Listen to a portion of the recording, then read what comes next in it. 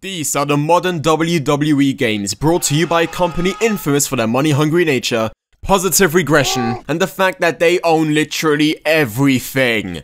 And the fact that they are owned by a company which owns even more of everything. The WWE games used to be made by THQ, but then they went fucking bankrupt and 2K took over. Someone at 2K must have gotten an itch from the sales figures not making their wallets obese enough, so they applied the tried and tested, even if we make shit, people will buy it regardless philosophy. So, for this year's WWE game, let us go absolutely wild about the size of our roster. Wrestlers which were already created and published to the community tab weeks after the last game came out. Graphics! And... excuse me 1 second. All for $59.99. 2K Games isn't responsible for any broken controllers, relationships, wallets, or lives due to the power of superior advertising. We as a company pride ourselves in the ability to get you to pay $60 for the exact same game every year, as the only thing we would ever forcefully take from our customers is their money. Oh yeah, there's also a season pass, because why make $60 a purchase if you could make 80? I'm the worst kind of hypocrite. But, let me defend myself for a second. Gameplay sucks, bugs suck, models...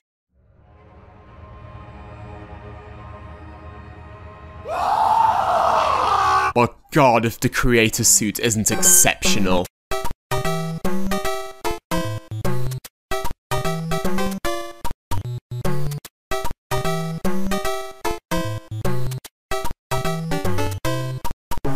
But one of the great things about video games is the power fantasy of living a life that you know is physically unattainable in real life. As a veteran gamer myself, I have adopted the art of negative muscle gain, so career mode is the way to go.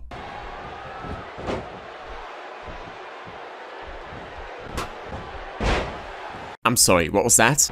No, can we play that again? Just one more time.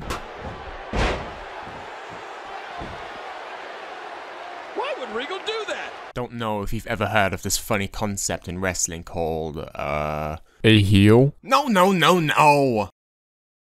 WWE games now boast a level of simulation so accurate that the commentators are just as brain-dead as the real WWE commentators. We have also perfected a crowd engine to the point that they're just as ambivalent as the modern WWE crowds.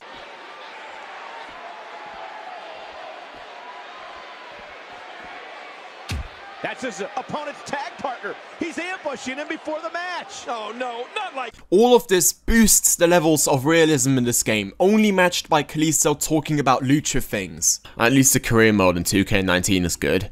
Took them 4 fucking years. Now just to clarify, I don't hate these games. In fact, if you're just as crazed about wrestling as I am, you're probably going to accumulate the same amount of shame that I have. But imagine if these games had a 2-year development cycle. How much better they could be. For example, in 2K18, they finally reformed the garbage old career mode and actually gave it a story. Granted, the career mode in 2K18 was still pretty bad, but again, after 1 more year, we actually got a very, very respectable career mode from 2K19. In 2K16, even though I despise bringing it up, because it's only mentioned because it's so cost effective, had a gigantic roster compared to 2K15. 2K17 added a lot to the creation suits, such as Creative Victory, and billions of new bits and bobs to the other modes. 2K18 was like 2K17, but it looked better. 2K19 is like 2K18 without the rough edges. And 2K15 added, so what's the final verdict? Should you buy any of these games? Well, economically, on PC at least, whoever is in charge of pricing has been too much of a greedy to price down any of the older games. And by older games, I mean the ones they haven't removed from the Steam store. So, just buy whichever one is new while it's on sale. There's no real reason to downgrade yourselves. Though, considering that at the time of recording, 2K20 has advertised exactly different graphics, women's showcase mode, and more paid DLC.